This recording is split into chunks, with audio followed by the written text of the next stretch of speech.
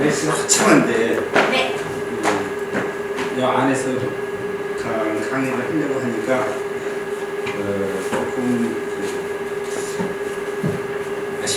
아쉽다 이런 생각이 드네요. 저희 이제 공명운동은 주로 이제 바깥에서 많이 합니다. 야외에서 많이 하고 마이크 들리나요? 소리가? 네. 제가 이 공명운동을 왜 했는지 잠깐 설명드리는 게 이해가 되실 것 같아요. 저는 이제 수의사고요. 오랫동안 말 전문 수의사입니다. 제가 베를린 자유대학에서 수의사로 근무를 하면서 제 주 전공은 이제 관절 수술을 내시경으로 하는 아트로스코피컬 서저리라는 관절 내시경이 제 전공입니다. 그래서 오랫동안 베를린 자유대학에 저희가 가지고 있는 베를린 자유대학이 약 환자 마방이 한 400개 정도 됩니다.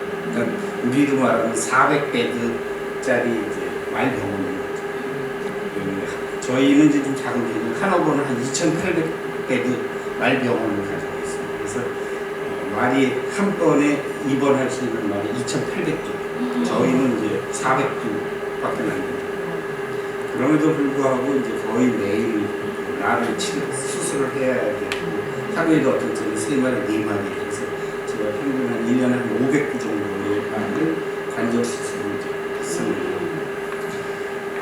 수술 처음에는 이제 좋죠. 수술하니까 실력도 좀 느는 것 같고 그런데 나중에 수술을 계속 하다 보니까 이게 해결만 아닌가 라는 생각이 갑자기 드는 거였고 그래서 그 다음부터 이제 그 말을 트레이닝을 통해서 뭔가 보상할 수 있는 방법을 찾아야 되겠다. 근데 여러분 아시는 것처럼 사람 물리치료사는 누워서 무릎을 쓰지 말라는 어깨를 쓰지 않고 하면 되는데 말은 특성상 걷지 마라, 왼쪽 다리를 들고 서 있어라, 아니면 이제 다리가 관절이 안 좋으니까 누워 있어라 이렇게 얘기하기에 조금 잘 안 되더라고요. 그 정도의 커뮤니케이션이 잘 안 돼서 방법이 그러면은 문헌도 찾아보고 옛날부터 해보니까 철저하게 정량화된 그런 근육 운동을 통해서 근육을 균형 있게 발달시키면 말의 이 특수한 부위, 특수한 관절을 더 많이 쓰지 않고 평범하게 씀으로써 점점 더 통증으로부터 해방된다는 그런 결론을 제가 얻었습니다. 그러면 이제 그 결론까지는 갔는데 그럼 어떻게 해서 근육을 사람은 이제 피트니스 같은 데 가서 이두박근이 고장나면 이두박근으로 한다든지 삼두박근을 한다든지 다리를 한다든지 햄스트링을 특별하게 하는데 말은 등치도 크고 근육을 당기고 밀고 해봐야 근육 운동이 되는 것도 아니고 이러다가 제가 이제 오랫동안 제 전공이 이제 바이오메카닉, 즉 운동역학이기 때문에 그런 거를 좀 기반으로 해가지고 말을 그럼 어떻게 하면은 말의 근육을 아주 스페시픽하게 조절할 수 있을까라는 것을 고민을 하다가 제가 이제 발견한 게 뭐냐면 내 근육을 움직이면 내 근육에 따라서 말의 근육도 싱크로나돼서 공명운동으로 움직일 수 있다는 것을 어느 정도 인지를 한 거예요. 그래서 이제 제가 스스로 운동을 해보기 시작한 거죠. 이제 나중에도 설명을 드리겠지만 우리가 이제 수의근이라고 해가지고 우리 몸의 골격근인데 골격근을 수의근이라고 하고 수의근은 다른 말로 표현하면 마음대로 움직일 수 있는 근육입니다. 그런데 우리는 이렇게 성장하고 늙고 하면서 그 마음대로라는 것이 없어져 버렸어요. 그래서 내 근육이고 생리학적으로는 마음대로 움직일 수 있는 근육이지만 그 근육을 움직일 수 있는 근육의 루트를 잊어버린 거죠. 그리고는 또 하나는 오랜 이 일상적인 생활을 통해서 뭐냐면은 우리의 근육이 이제 늘어지고 근육 수축력을 잊어버려가지고 내가 움직이고 싶어도 안 움직여집니다. 그래서 그러면은 내가 우선 근육을 다시 한번 내 근육의 원성질인 수축력, 컨트랙티빌리티를 증가시키고 그 다음에 운동을 하면은 되겠다라는 생각을 이제 하게 됩니다.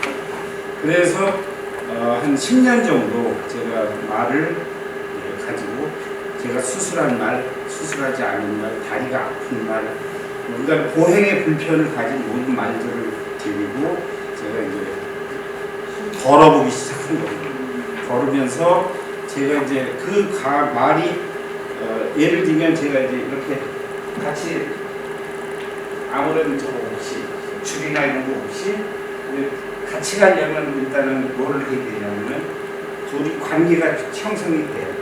그래서 제가 나를 좋아하고 내가 쟤를 좋아하고 이런 관계가 형성이 돼야지 날 따라오거든요. 뭔가를 먹이나 이런 그 강화된 그런 물질을 가지고 했을 경우는 실패할 확률이 굉장히 있습니다. 그래서 자연스럽게 충분한 어떤 수평적 리더십에 의해서 말이 나를 따라와요. 그러면 이제 말이 내가 이렇게 걸으면은 천천히 걸으면 말도 천천히 걸고. 저희가 나중에 유튜브에 올라가야 되는데 마이크를 들고 저희가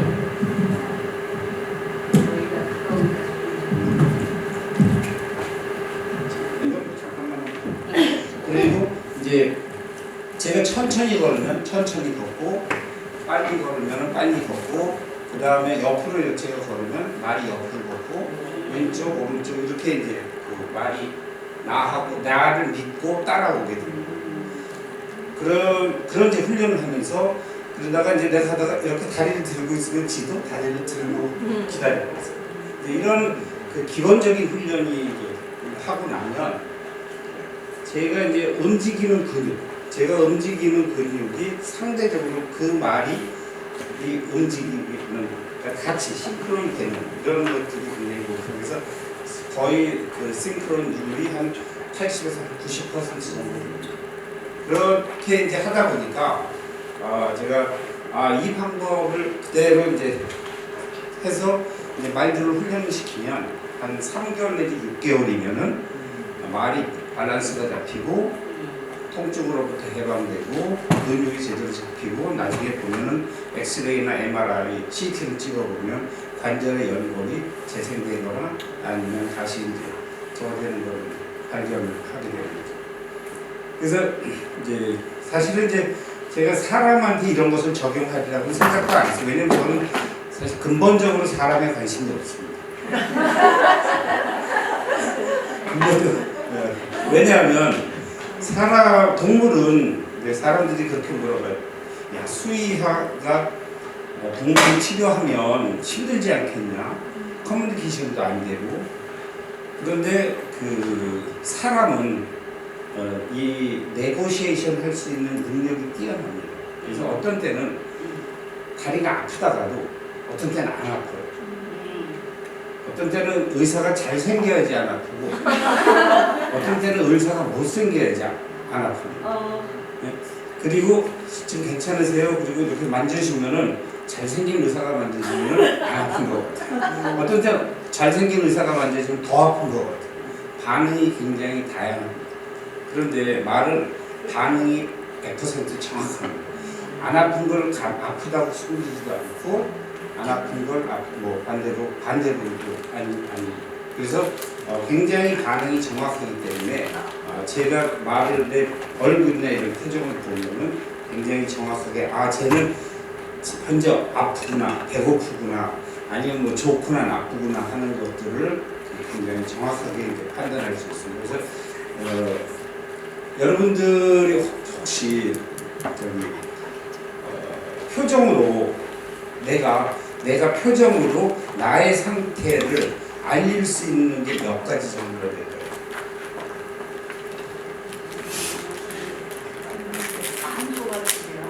얼마나? 20가지? 학술적으로 증명되는 14가지. 14가지는 사람이 표정을 학술적으로 증명해요. 그래서 잘 훈련된 그 탤런트나 이런 배우, 이런 뭐 연극 배우 이런 사람들이 한 16개 정도의 그 표정을 지을 수가 있어요. 다른 사람이 인지할 수 있는, 또 내 기분을 전달할 수 있는. 말은 현재까지 밝혀진 거로 34가지의 표정이 있습니다. 개는 몇 가지일까요? 네. 17가지. 고양이가 한 18가지 정도의 표정을 지을 수 있습니다. 그래서 그 표정에 대한 연구를 해보면, 제가 이제 몇 년 동안 이제 그런 표정에 대한 연구를 했습니다. 파셜 익스프레션이라고 하나? 그래서 뭐 논문도 쓰고 있는데 34가지의 표정을 읽으면, 그거는 말은 자기가 생각하고 있는 모든 표현을 다 할 수 있습니다. 그 표현 언어라고 하는데, 그리고 수용 언어가 100%입니다. 사람이 말하는 거를 100% 알아들어. 근데 허기시가 안 해. 또 상황도 안 맞아.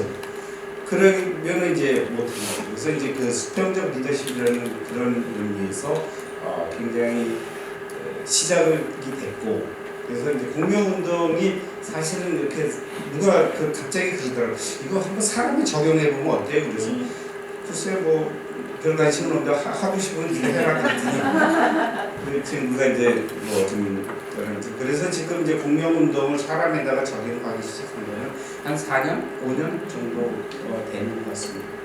그리고 이제 저희가 이제 워크샵을 하루 워크샵을 하고, 그 다음에 3일 워크샵을 하고, 뭐 일주일 워크샵을 하고 해서 지도자 자격증을 하고, 그래서 민간 자격증을 하고 있는데,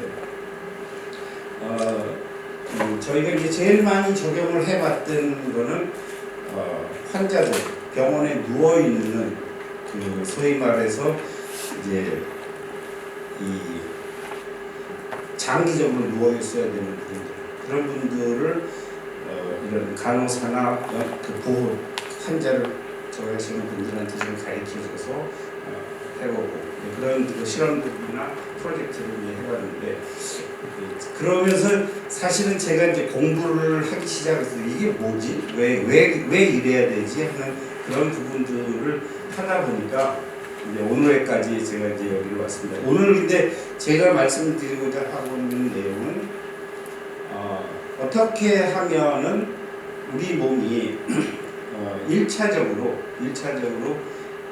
우리의 그 근육의 수축력을 되찾을 수 있느냐, 이런 부분에 대해서 좀 말씀을 드리고요.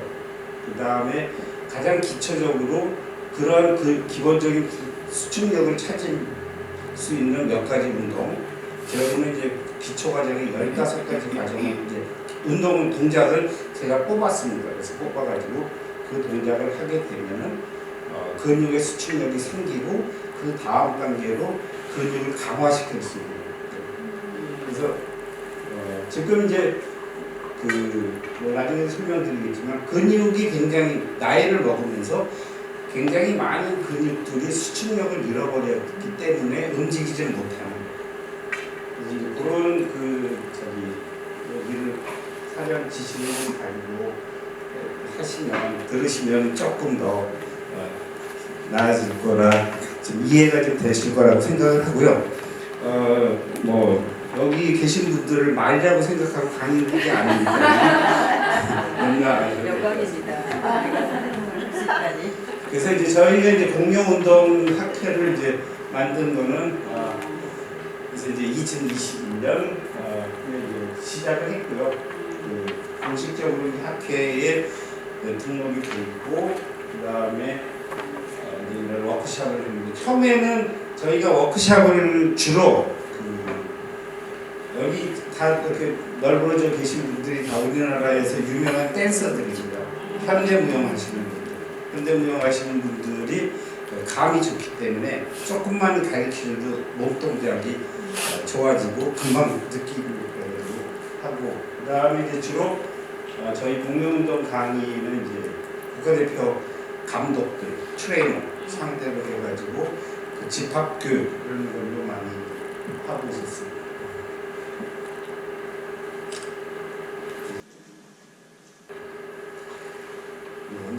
이제 지도자 교육하는 그런 그 워크숍 하는 거고요. 이제 저희 이제 입구에 이렇게 이제 써 있습니다.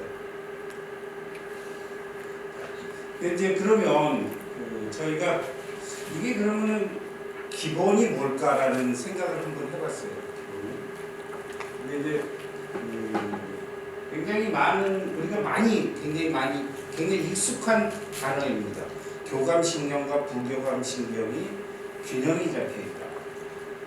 그러면은 균형이라는 것은 뭐죠? 균형이라는 것은 저울로 얘기하면 왼쪽과 오른쪽이 일치가 되면 균형이죠. 네. 그러면은 500g을 내가 고기를 사면은 추가 얼마짜리 얘기죠? 추는 500g짜리. 균형이 잡혀 있는 거죠. 그죠? 내가 2kg의 고기를 사면 추는 2kg. 1톤의 무게를 사면은 저울의 추는 1톤이에요. 그럼 균형이 잡힌 거예요. 더 이상 얘기를 그러면 근데 그렇게 그런 의미로 봤을 때 그럼 교감신경과 부교감신경의 균형이라는 건 뭘까? 를 한번 고민해 볼 필요가 있다. 그래서 제가 이제 제가 만든 가설 그림을 제가 잘 못 그려가지고 우중충하게 나오거든요. 교감신경과 부교감신경을 우리는 굉장히 많은 사람들이 교감신경에 관심이 많아요. 부교감신경에 관심이 하나도 없습니다. 왜 그러면 교감신경? 그래서 약품도 전부 다 교감신경에 관한 약품만 있어요. 심파토미메티쿰이라고 해도 신경을 활성화시키거나 신경을 다운시키는 그런 심파토리티쿰 이런 굉장히 많은 그 교감신경에 관한 게 있는데 소위 말하는 부교감신경을 조절하는 약이 있나요? 혹시 들어보신 적 있나요? 부교감신경을 조절하는 약. 그럼 부교감신경은 뭘로 조절할 수 있죠? 우리가 여러분들이 다 하시는 명상, 호흡 이런 걸로밖에는 조절이 안 돼요. 그러면 명상하고 호흡하는 걸로 제약회사가 뭘로 돈을 벌죠? 돈을 벌 수가 없어요. 그래서 우리는 교감신경이 중요하다고 의과대학 교과서에다 써놓은 거예요. 그리고 교감신경을 조절을 하면 부교감신경도 조절될 수 있다고 생각을 하는 거예요. 그러면은 우리가 다시 한번 그 저울로 다시 한번 돌아가 보면 교감신경은 뭐냐면은 저울추예요. 저울추는 뭐에 따라서 조해야 되죠? 우리가 달고자 하는 물건, 사고자 하는 물건의 양만큼 저울추가 돼야 돼. 그래야지 결정을 할 수 있어요. 그런데 그 교감신경을 그래서 제가 부교감신경을 편의상 1에서 10단계를 한번 나눠봤어요. 그래서 제로 베이스 라인에서 위쪽으로 5개, 위쪽으로 아래쪽으로 5개를 적었습니다. 이거는 순수하게 제 그 가설이기 때문에 여러분들이 뭐 반론을 하셔도 되고 어디 책에 나와 있는 거 아닙니까? 한번 그냥 편안하게 제 생각을 한번 들어보세요. 자, 이 밑에 저희가 측정한 게 사람들은 300명을 교감신경과 부교감신경의 레벨을 측정을 해보면 그 5라는 베이스라인을 중심으로 위아래로 분포가 돼서 굉장히 많은 사람들은 5 내외로 분포가 되어 있고 나머지 많은 일부 사람들이 바깥으로 가 있습니다. 이거는 무작위로 저희가 산청군에서 의학 박람회를 할 때 거기에 오신 분들을 무작위로 했기 때문에 저희가 이름이나 이런 걸 공개할 수가 없고요. 경향만 보는 그래서 저희가 지금 현재까지 한 4,000 케이스 정도의 그 교감신경과 부교감신경의 레벨을 측정을 해놓은 게 있습니다. 그거의 일부를 이제 가지고 있는데 여기에서 보면은 그 소위 말하는 베이스라인이라는 O를 중심으로 위아래를 저희가 두 단계를 존 버퍼링이라고 해가지고 충분히 교감신경과 부교감신경이 이렇게 유동적으로 변할 수 있고 할 수 있는 거. 그 다음에 이제 그 다음 단계를 톨러런스 하고 그 다음에 존 아웃 오브 컨트롤이라고 해가지고 뭐 명칭도 맨 위에 까만 거는 뭘까요? 맨 위에 까만 거. 맨 아래 까만 거. 둘 다 죽어 있는 상태. 그러면 부교감신경이 베이스라인에서 벗어나서 극단적으로 갔을 때는 죽어 있는 상태. 그래서 죽어 있으면 어쩌죠? 움직이지도 않고 움직이지도 않고 다 영원히 얼로 다 날아가지 않고 있는 상태예요. 자, 심지어 이제 예를 들면 우리가 이제 한 예로 들어보면 여러분들 집에 다 아이들 이제 키우시잖아요. 또 남편도 키우시죠. 각각. 이제 처음에는 예를 들면 남편이 소파에 앉아서 텔레비를 보면서 물 좀 갖다 줄래? 갖다 줘요. 한 달쯤 지나면 고맙다 그럴까요? 물 갖다 주면? 아니요. 바로 옆에 있는 리모컨 어디 있어? 그 다음에 재털이 뭐 이러다가 나중에는 뭐까지 진짜 내 입에 들어있는 담배 재털이에 대해서 털어줄래? 라고 부탁할 수도 있겠죠. 그런 사람 없겠죠. 이렇게 쫓겨납니다. 이렇게 점점 강해서 움직이지 않으려고 하고 결국은 움직일 수 없는 상태까지 가게 되고 무기력해지는 단계가 옵니다.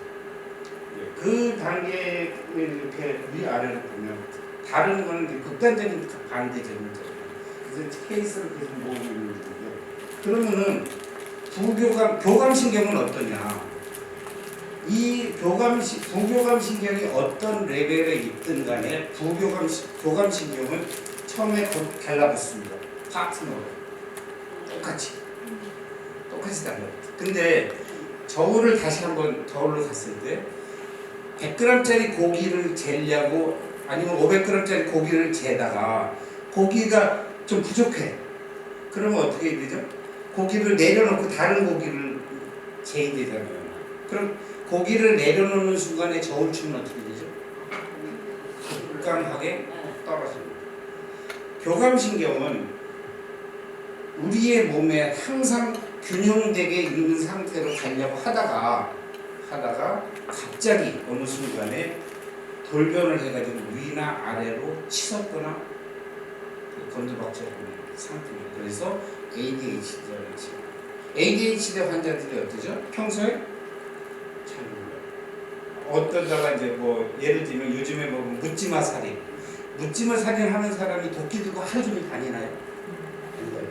평소에는 전혀 이상이 없다가 어느 순간에 그 계기들을 딱 주어지면 그 서스월드를 넘으면서 되는데 그래서 이 소위 말하는 교감신경이 위아래로 치고 다니는 그런 현상들이 나타나게 됩니다. 그래서 아직까지도 제가 이 분야에 대해서 조금 더 이제 뭐 연구를 좀 하고 논문도 좀 더 찾고 쓰고 뭐 해야 되는 분야이지만 이게 이제 제가 현재 가지고 있는 공명운동을 설명하는 베이스입니다.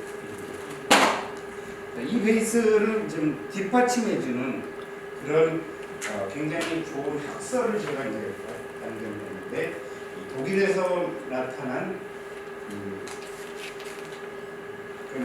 우리가 이제 영어로 하면 뉴 저먼 메디슨이라는 그런 학설입니다. 잘 넓게 알려지지 않은 그런 학설인데요. 이거는 뭐냐면은 교감신경과 부교감신경이 균형이 잡혀서 활동을 하다가 어느 순간에 교감신경과 이 어떤 순간에 어떤 그 자극 아니면 상처 이런 걸 통해서 교감신경과 부교감신경의 그 저기가 교감신경으로 전환이 됩니다. 그래서 예를 들면 아침에 나가려고 그러는데 똥을 밟았어요. 그럼 열받잖아요. 이게 좋네. 이거 돈이네. 그리고 가는 사람보다는 오히려 이제 냄새 난다, 뭐 한다, 개똥을 밟았어. 그러면서 생기면 우리 몸의 뇌와, 그러니까 심리와, 그 다음에 뇌와 우리 몸의 오르간이 동시에 그것을 보상하기 위해서 반응을 해요. 그 반응을 뭘로 하냐면 세포의 증식으로 반응해요. 이게 이제 자 그러면 우리가 말하는 튜머와는 뭐죠? 세포의 증식입니다. 우리 몸에서 나타나는 모든 세포의 증식을 우리가 튜머, 즉 암이라고 표현합니다. 근데 개념이 굉장히 애매모호해서 그래서 이제 악성 종양을 캔서라고 표현을 하고 악성이 아닌 것을 그 튜머라고 얘기해요. 그러니까 튜머는 어떤 것도 튜머죠. 제가 꼴로만 한 대 맞아서 똑불로 나와서 이것도 튜머입니다. 왜? 거기 일종의 어떤 우리 몸에서 있었던 어떤 그 비정상적인 아니면 비생리적인 그러한 모든 조건이 다 튜머라고 생각을 하는데요. 그 튜머가 생기게 된. 그래서 근데 굉장히 재미있는 게 자극의 종류에 따라서 똑같아요. 똑같이 우리 몸에서 반응을 합니다. 예를 들면 물에 빠져 죽을 뻔하잖아요. 그러면 심장에 나타납니다. 세포의 증식이. 뇌에도 나타납니다. 그러면은 그 순간에 뇌를 MRI나 CT를 찍었다고 하면 어떨까요? 우리 몸에서 뇌 종양으로 진단될 수 있어요. 암으로도 진단될 수 있어요. 그런데 이게 이제 그 스트레스가 없어졌어. 그러면 우리 몸에 있는 뇌와 기관에 있는 그 증식된 세포는 다시 천천히 없어져서 정상화돼요. 그런데 굉장히 반복되는 그 저기가 와요. 그러면은 이게 이제 나중에 생겼다 없어졌다 생겼다 없어졌다 생겼다 없어졌다 하면서 뭐가 생기죠? 흔적이 남아요. 흔적이 남으면 그것을 나중에 우리가 암으로 진단할 수 있어요. 여기까지가 이제 가장 기본적인 그런 얘기예요. 그래서 예를 들면 아직 유방암 환자가 있어요. 유방암 환자가 병원에 내원을 했어요. 그래서 진단을 받았어요.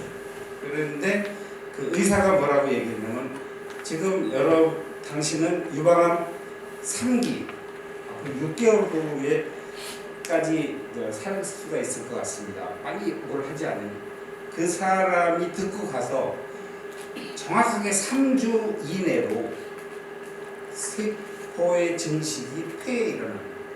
그래서 우리는 뭐라고 얘기하냐면 전이 됐다고 합니다. 그런데 여기 의사신 분들도 있을 거고 의학적인 상식이 있을 분들도 있는데 여태까지 그 전이가 되는 것을 본 사람도 증명한 사람도 한 사람도 없습니다.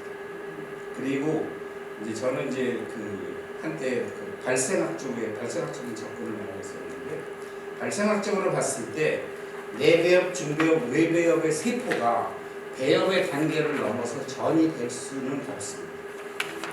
전이라는 것은 우리가 만들어낸 허브 단지. 왜냐하면 여기서 부산 간 사람을 본 사람이 하나도 없는데 부산에 사람이 가 있습니다. 그거는 부산에 사람이 여기서 간 게 아니고 부산 사람.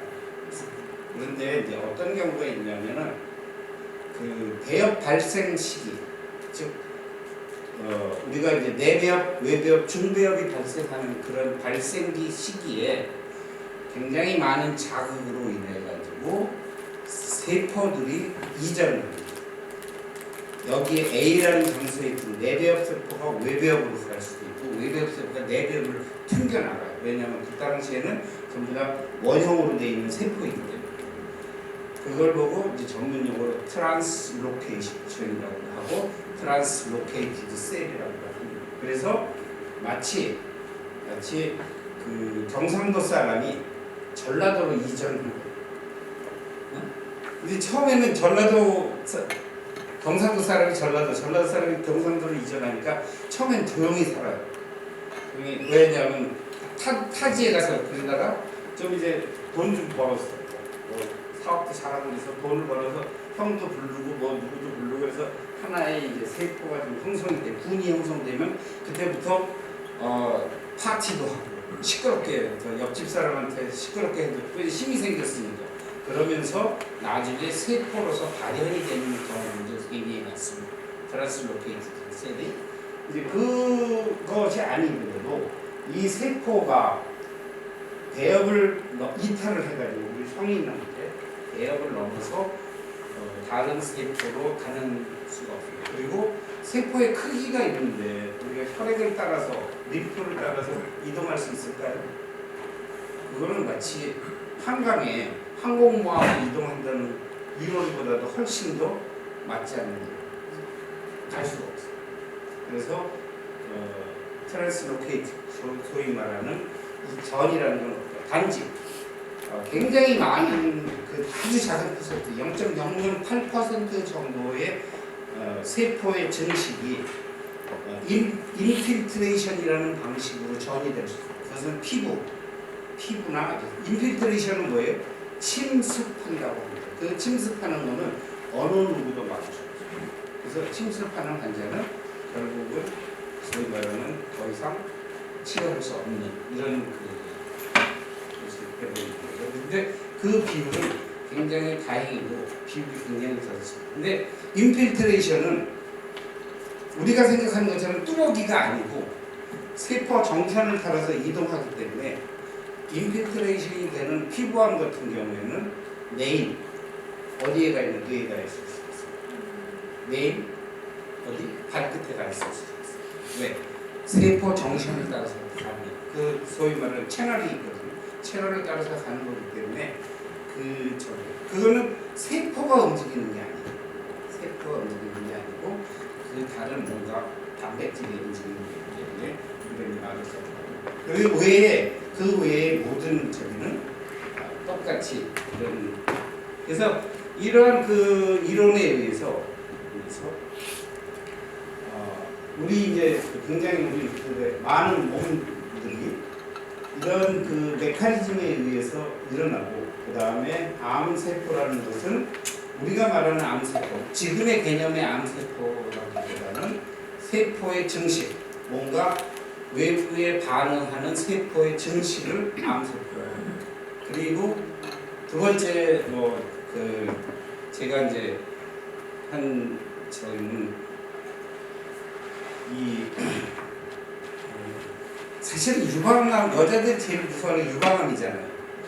그래서 유방에는 암이 생길 수가 없습니다. 부조적으로 유방염이죠.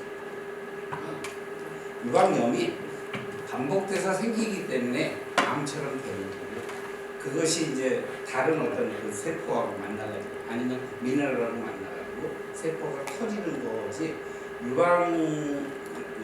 전 세계적으로 그래서 유방암의 78%는 오진입니다. 전 세계 평균. 대한민국은 몇 퍼센트 정도의 오진입니다. 그리고 불필요한 그런 수술을 하는 겁니다. 그런데 이제 이게 의료 시스템하고 연결됩니다. 의사가 예를 들면은 수술을 하고 그 다음에 방사선 치료하고 하면은 모든 책임으로부터 벗어나. 그 사람이 죽든, 그 사람이 살든, 그거는 내 책임이야. 우리 의료 시스템. 그런데 만약에 그렇지 않았던 경우가 있어요. 반대의 경우에는 의사가 책임을 져야 되는 경우가 있어요. 그런 의료 체계 때문에 이제 나타나는 거예요. 자, 그래서 이제 거기까지 이제 설명을 드리고요. 시간이 얼마 안 남은 것 같은데. 그래서 저희가 이제 컨셉, 소위 말하는 공룡적인 컨셉 중에서는 소위 말하는 우리가 가장 최고로 따지는 어떤 그 삶의 질, 밸런스, 그 균형 잡힌 라이프 스타일을 최근 들어서 카그니티브 릴렉세이션이라는 그 화두가 굉장히 우리의 이제 가까이 다가오고 있습니다. 그래서 진정한 어떤 그런 저거인데, 하여튼 그래서 이러한 것들을 통해서 단기적으로 우리가 어떤 상대적이거나 절대적인 릴렉세이션을 통해서 우리가 커뮤니티한 소위 말하는 인지적 여유, 인지적 여유라고 이제 보면 인지적 여유가 포함되어 있는 이런 삶을 차지하는 것이 중요하다라고 생각을 합니다. 그래서 최근에 나온 그 뉴스나 제가 했는데 나중에 보시면 될 것 같고요. 그래서 이제 공명운동이 이제 그 초기 그 운동은 뭐냐면은 아까도 말씀드린 것처럼 이 근육 수축력을 잃어버린 우리 몸에 다시 수축력을 살리는 그게 이제 가장 핵심입니다. 그래서 뭐 이 내용은 지난번에 이제 한 거기 때문에 제가 좀 빼고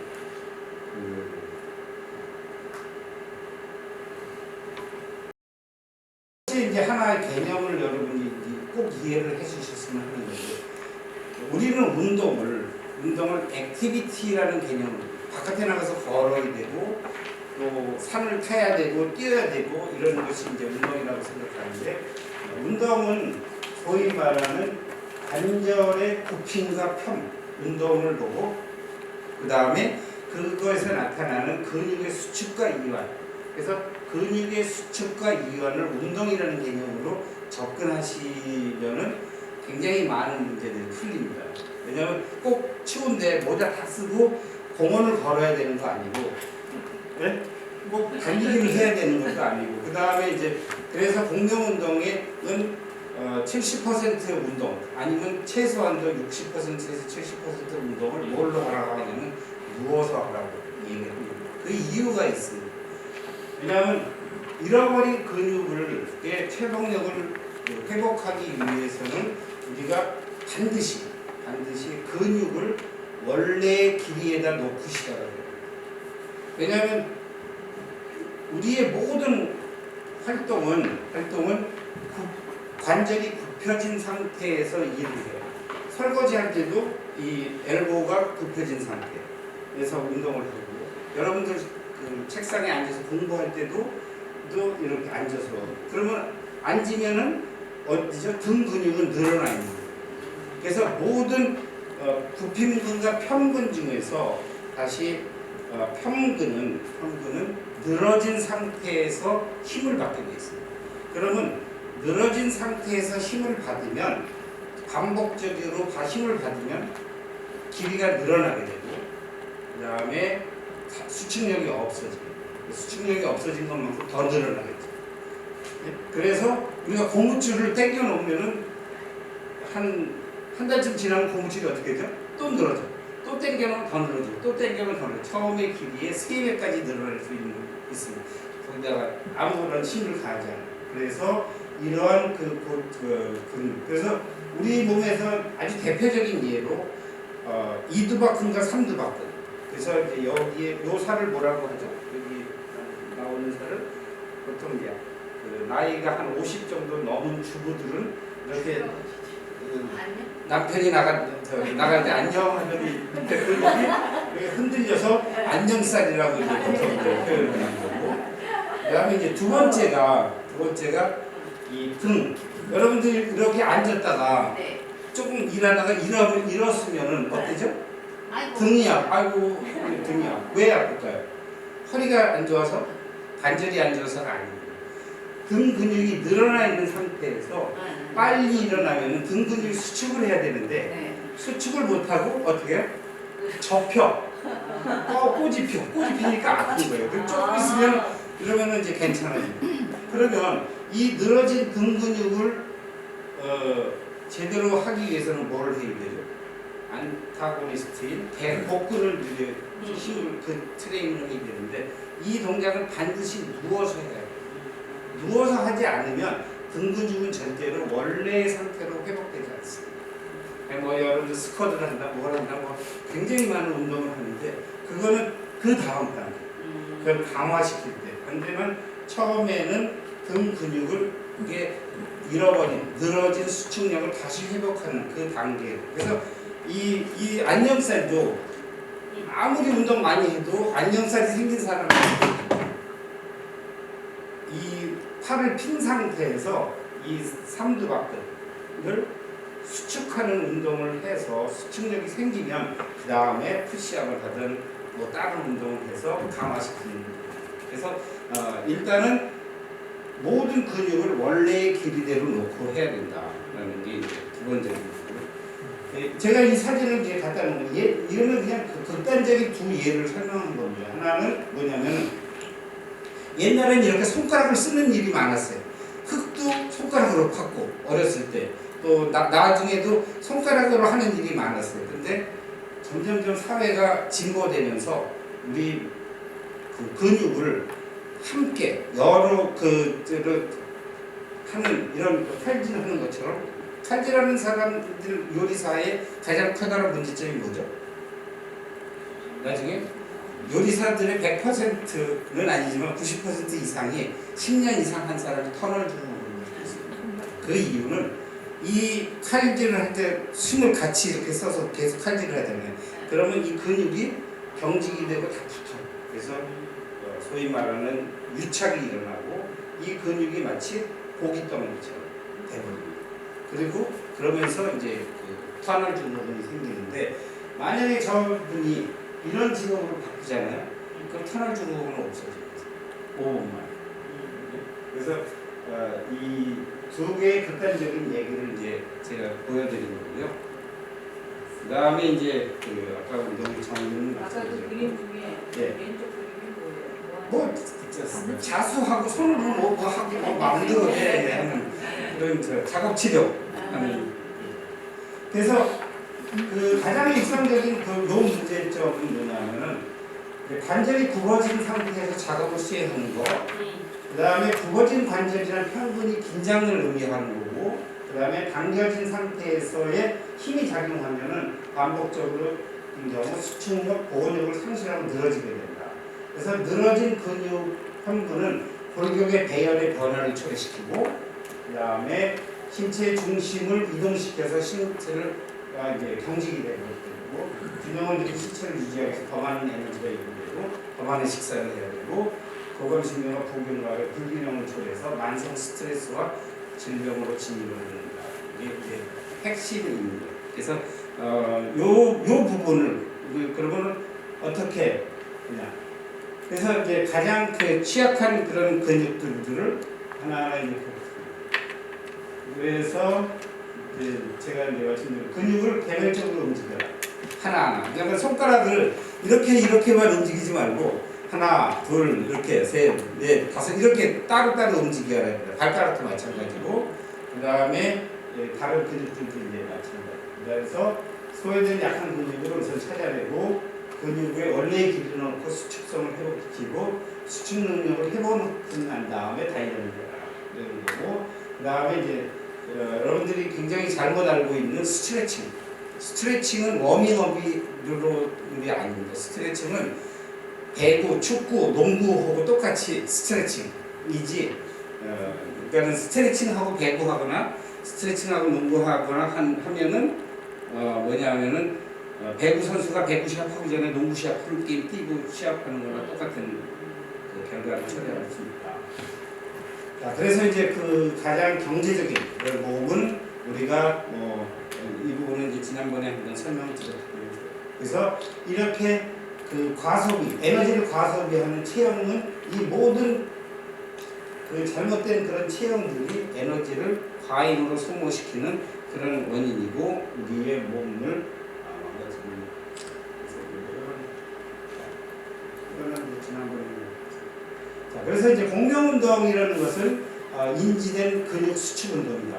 그래서 공명운동은 자신과 타인의 에너지의 흐름을 조절하고. 공명운동은 자신의 근육의 에너지를 통해서 타인의 근육을 공명시켜 움직이는 운동이다. 정의를 한 거고요.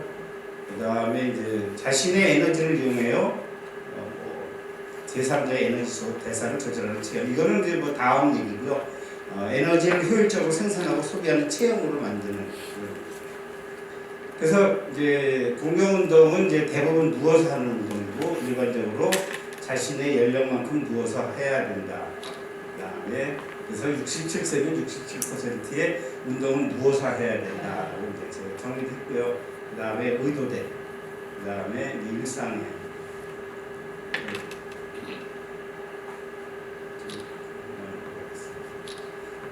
이제 그 하나의 그 우리가 아까 이제 그 실습을 얘기를 해가지고 우리 이제 집안에서 그냥 할 수 있는 그런 운동 중에서 굉장히 좋은 운동이 요 운동이죠.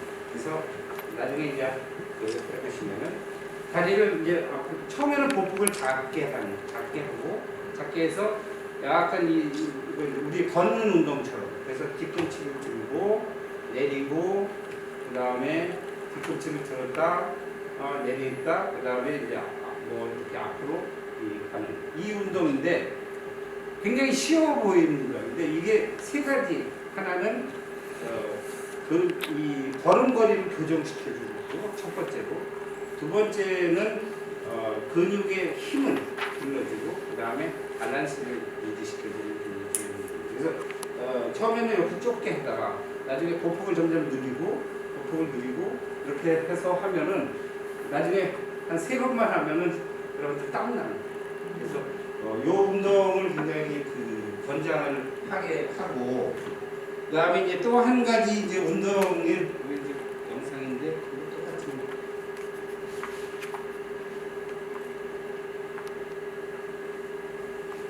대신에 이제 그 상체를 똑바로 세우고 이제 하셔야 되는 거예요. 천천히. 근데 아주 무조건 또 천천히 해야 됩니다.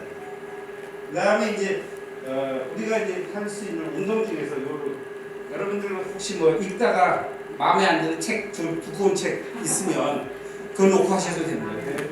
이제 책에다가 이제 수건을 싸고 했는데 이렇게 해서 하고 이제 내렸다가 골반을 움직이는 운동을 이제 이렇게 해서 앞으로 갔다 뒤로 갔다 앞으로 갔다 뒤로 갔다 이렇게 하고 발을 바꾸면은 이 운동은 이제 그 여러분의 골반을 굉장히 그 저거 해주는 교정해주는 그런 운동이고요.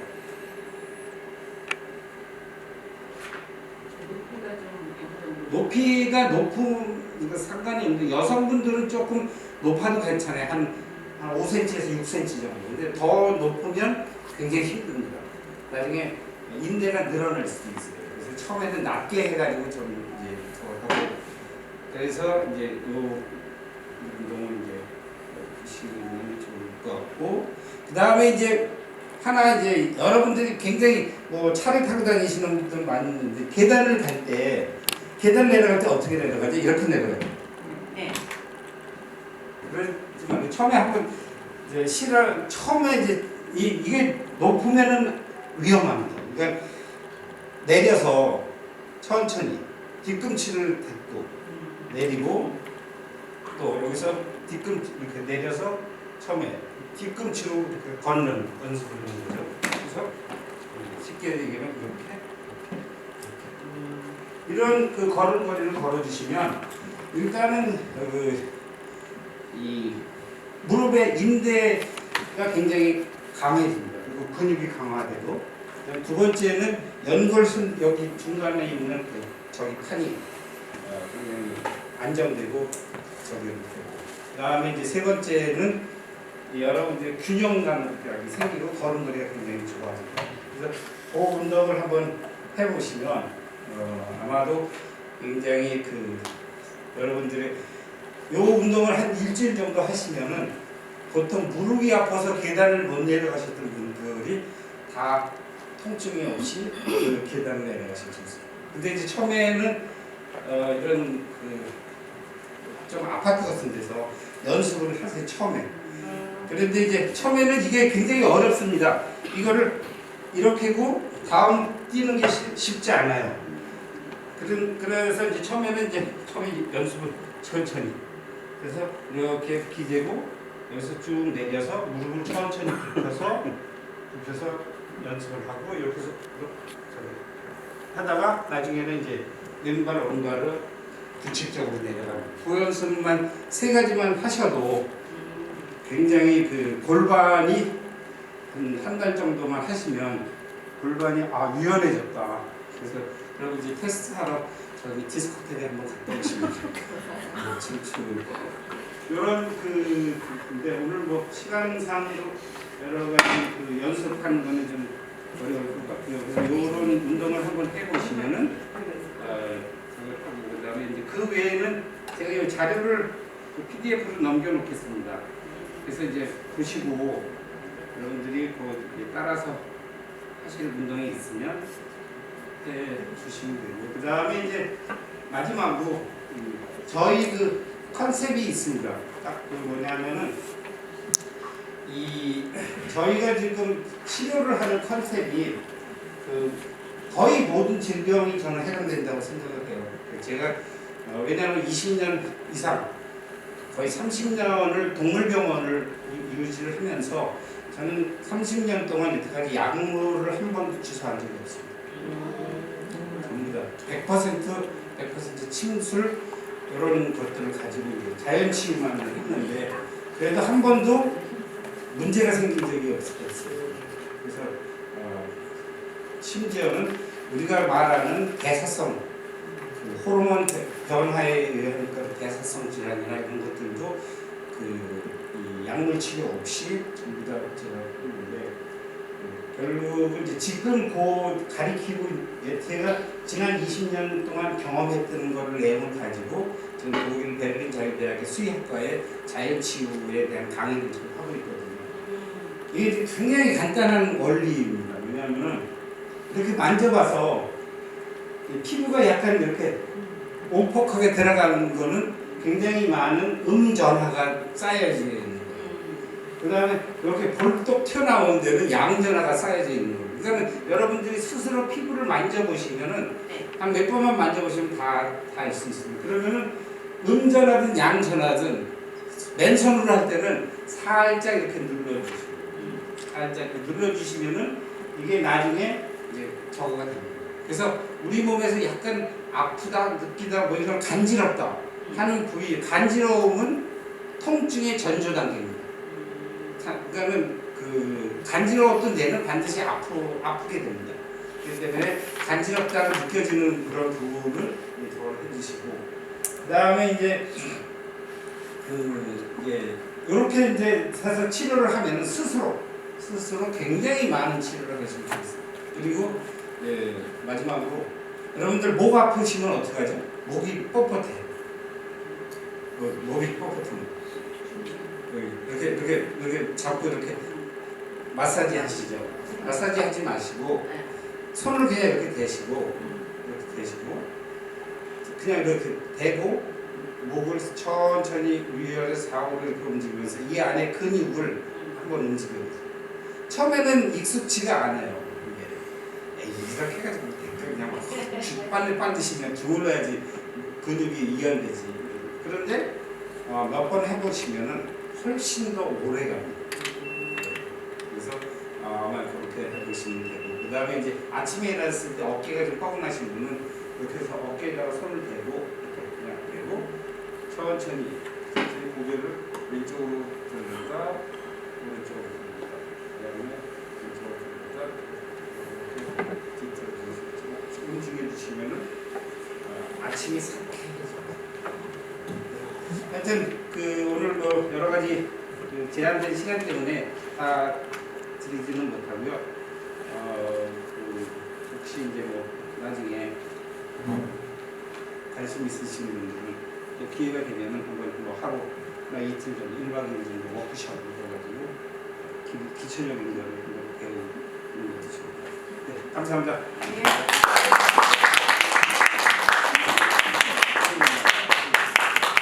혹시 질문 있으세요?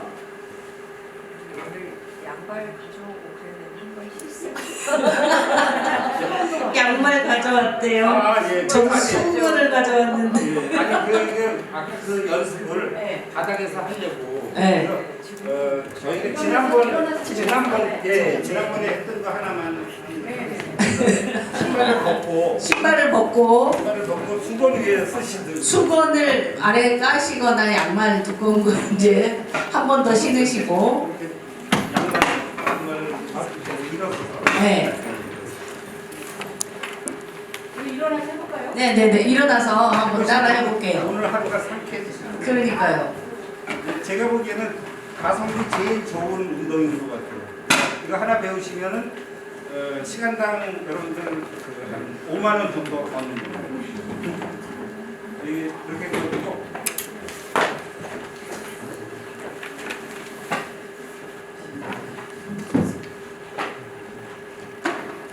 이렇게 발을 이렇게 모으시고요. 이렇게 모으시고 네, 발 모으시고 어깨를 편안하게 이렇게 놓으시고 고개를 이렇게 다 들어서 네. 그다음에 이제 처음에 첫 단계는 이렇게 이 몸을 움직이지 않은 상태에서 이 뒤꿈치를 천천히 이렇게 들어요. 뒤꿈치를 들어요. 수평이 이동하지 않은 정도로만. 한쪽만요. 그냥 한쪽만. 한쪽만. 내리고 또 올리고. 그러면은 왼쪽과 오른쪽이 불균형하다는 걸 느끼세요? 네. 똑같이 올라가진 않죠. 네. 이 당겨지는 게 다르죠. 네. 그러면은 그쪽이 지금 경직돼 있는 거예요. 그래서 이제 일단 진단. 그래서 천천히 올렸다 내렸다. 천천히 올렸다 내렸다. 이 운동을 이제 하시면은 이 골반의 이제 근육이 릴렉스하게 이완되거든요. 그 다음에 이제 이렇게 하고 무릎을 이렇게 뒤꿈치를 들었다가 양쪽을 다 들었다가 쿵. 그럴 때 이제 이 어깨를 펴고 네. 목을 약간 뒤로 이렇게 하시면은 네. 이 퉁 떨어질 때 처음에는 너무 세게 하시면 안 되고요. 처음에는 좀 약하게 한 2, 3cm 들었다가 내리고 이렇게 그러다가 이제 익숙해지면 높이 그러면은 우리 몸에서 아픈 부위가 예. 다 쿵. 쿵 떨어지는 것과 동시에 충격을 받으면서 아픈 데가 느껴질 겁니다. 아, 네, 네, 네, 를 네. 잘 기억을 하세요. 특히 이제 이 목 있는데 네. 어깨 이런데 부분이 맞아요. 그래서 너무 많이 하지 마시고 한 번에 한 5회 5회 정도 하고 쉬셔야 됩니다. 그렇지 않고 계속 하면은 잘못하면 하쇄골절 생깁니다. 쉬는 거는 몇 분 정도? 네? 네? 쉬는 건 몇 분? 5분 정도 하고 한 3번, 5번 정도 하고 네. 조금 잠깐 한 두 번, 두세 번 정도 숨 쉬고 근데 이제 요거를 너무 얌전하게 패백 들이듯이 이렇게 하지 마시고 여기서 자연 낙하에서 쿵 맞아요. 여기 이게 소리 나죠? 그럼 아픈 데가 있어요. 네. 그러면 울리는 데가 있습니다. 네. 허리에서부터 엉덩이, 목 이런 데 울리는 데가 아픈 부분인데 그걸 계속 하시면 그게 없어요. 그래서 이렇게 고개를 그냥 편안하게 너무 그 부처님처럼 이렇게 경직돼 가지고 하지 마시고 예. 지금 그 입도 감으시면 안 돼요. 네. 이 어금니를 약간 벌리시고 좀 그러면 해벌레 한 그럼 여기 턱도 아픈 네. 것 같아요. 하나 어깨고 툭 떨어져. 요 운동만 해주셔도 하루가 굉장히 이 운동을 이제 계속 지속적으로 하면은 우리 몸에서 아픈 부위가 사라집니다. 그래서 나중에는 장 같은 장염 이런 것도 다 없어져요. 그래서 여러분들 뭐 약 드시는 분이 있으시면 약 안 드셔도 요것만 하면은 충분히 한 달 정도만 해보세요. 그러면은 5번씩 해서 한 5번씩 해서 그냥 편안할 때. 하고 싶을 때 수시로. 그냥 버스 지나갈 때 이거 하고 또 뭐 아침에 일어나서도 하고 그냥 편안하게 심심할 때 그냥 하시면 됩니다. 걷는 것도 한번. 예, 걷는 거는 그 바깥에서 걸으시려고 하지 말고요. 예. 이 걸음 연습을 하신 다음에 하세요. 왜냐하면 이제는 그 정량적이 하루에 10,000보 걸었다 아무런 의미 없습니다. 의미 없답니다. 희소식입니다. 10,000보 걷는다 그래가지고 몸이 좋아지는 게 아니에요. 왜냐하면 옛날에는 참새가 일찍 일어나면은 뭘 먹었죠? 네. 저기를 이제 뭐 알곡도 얻어먹고 이랬는데 네. 요즘엔 참새가 아침 일찍 가면요 농약 먹은 벌레를 먹어가지고 죽을 수 있어요. 너무 부지런했잖아요. 그래서 적당히 부지런하시는 게 아, 혹시 그 80 가까운 신 분이 지금 무릎들이 많이 아파서 잘 못 걸으시는 분들 많은데 네. 그런 분들을 1대1 테라피도 해주세요? 아니, 안 하세요? 누구 소개를 좀 드리고 싶었는데. 아니 저는 테라피는 하진 않고요. 아, 그럼 어떻게 해요? 그런 분들은? 마사세요. 아, 워크숍을 네, 참석해라. 워크숍 하시면 돼요. 아, 그리고 네. 아까 이 계단 하시는 거 있잖아요. 처음에는 이렇게 급하게 하려고 하지 마시고요. 여러 계단 하시면은 무리가 생길 수 있습니다. 골반에 무리가 생길 수 있으니까 처음에는 한 아까 얘기했던 것처럼 낮은 거. 한 5cm에서 한 7cm 정도. 연령이 좀 높으시면은 네. 더 낮은 걸로 하는 게 좋습니다. 책 한 권, 책 한 권만 해도 돼요. 그래서 너무 처음에부터 톨스토이나 이런 사람들 그거 하지 말고 그런 걸로 하지 말고 처음에는 한 초등학교 400페이지. 교과서 아, 교과서 한 200페이지.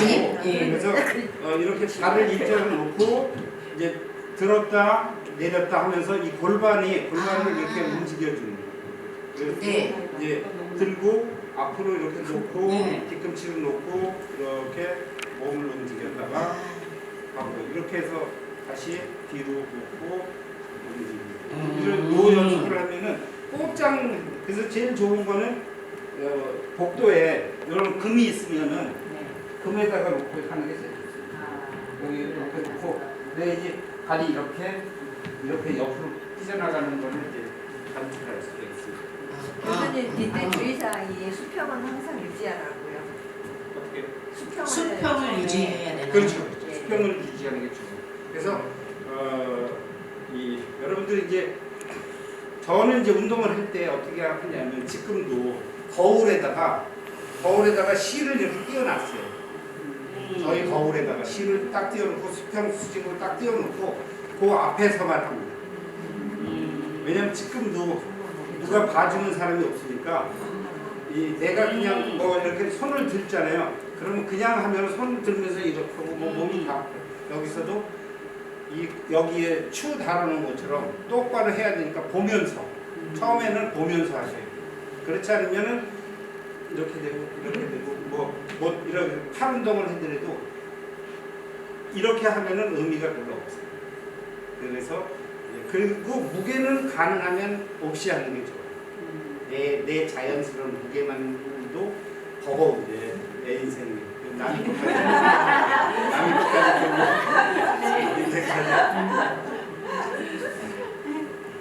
아, 네. 저도 운동한다고 막 이렇게 만보씩 걷고 그런 노력을 해봤거든요. 근데 지난번에 하계 체육 페스티벌 때 이 김 박사님 뵙고 누워서 하라고 자꾸 그러셔가지고 제가 요즘 밖에 안 나가고 누워서 진짜 그 훌라후프를 누워서 해요. 그 전에는 이제 서서 막 훌라후프를 막 해보기도 했는데 이 무게가 많이 느껴지길래 이제 누워서 훌라후프를 이게 등에 이게 걸치고 다리를 올려서 훌라후프를 이제 기대면서 처음에는 조금 다리 올리기가 좀 힘들잖아요. 그래서 훌라후프의 도움을 받아서 이렇게 해보거든요. 진짜 도움이 많이 되는 것 같더라고요. 잠깐 저희 마지막으로 질문이 또 있으세요? 또 있으시네요. 마지막 한 질문. 그렇게 관심이 사실은 없었습니다. 그렇기 때문에 유튜브를 뭐 제작을 해서 올리거나 이런 말 관련된 거는 많이 했어요. 사람하고 이런 데는 별로 없어가지고 필요하면은 연락을 주시면 제가 이렇게 짤막짤막하게 영상을 만들어서 다시 이제 찍어서 보내드릴 수는 있습니다. 필요하신 부분 있으면은 언제든지 문의해 주시면은 제가 그렇게 전화하겠습니다. 저희가 워크숍을 한번 기획을 해볼까요? 사실 1박 2일 정도로 1박 2일이 필요해요. 1박 2일 정도 하시면 가장 기초적인 운동들, 자기 스스로 할 수 있는 운동을 한 15가지 정도를 제가 이제 뽑아놓은 게 있거든요. 하시면 자기 체형에 맞게 좀 체형을 진단해 드리고 이제 체형을 진단하는 방법을 배워야 됩니다. 그래서 이제 자 가지고 30cm 자나 2m짜리 그 자를 가지고 와서 각도기하고 내 체형을 전부 다 이렇게 재서. 네. 그게 이제 나중에 이제 뭐 제가 하고 있는 벡터의학이라고 있는데 벡터의학은 뭐냐면 질병을 산술적으로 계산해내는 방법.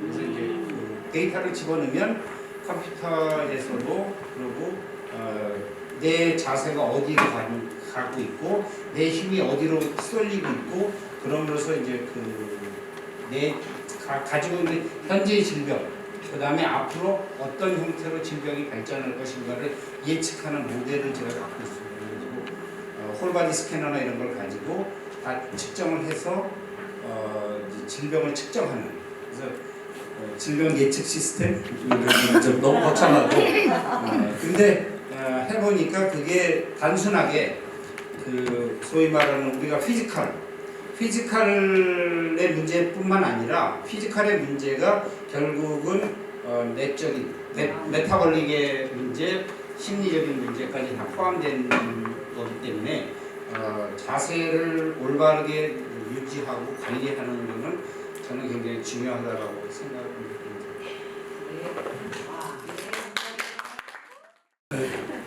먼저 반갑습니다.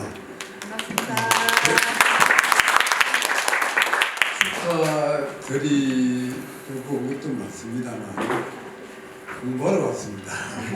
좋은 강의를 하시기 때문에 오늘 강의를 잘 듣도록 하겠습니다. 우리 이종희 회장 제가 평소에 존경한다 해야 되나 좋아한다 해야 되나 사랑한다 해야 되나 뭐라 이거 의미를 담기가 힘드네요. 회장님께서도 좋은 강좌를 마련해 주셔서 대단히 감사합니다. 오늘 강사님께서도 저한테 감사드리고요. 잘 듣고 공부 잘하고 오겠습니다.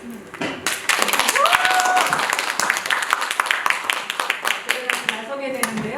제가 개별적으로 하여튼 문자라고 인사를 드렸죠. 그리고 저희 초창기부터 저희랑 MOU를 맺어 있는 요가문화협회입니다. 그런데 그때 연락드렸을 때 중국에 계셨어요. 백두산 가시느라고. 그래서 참석하실 수가 없다 그래서 제가 예, 잘 다녀오시라고 인사를 드렸는데 아마 엊그제 오신 것 같아요. 근데 이렇게 오셔서 너무 제가 가슴이 뭉클합니다. 혼자로 계시는 아드님하고 며느님을 그냥 아마 이제 손잡고 오신 것 같아요. 예, 두 분 얼굴도 한번 앞으로도 자주 뵙기를 바랍니다.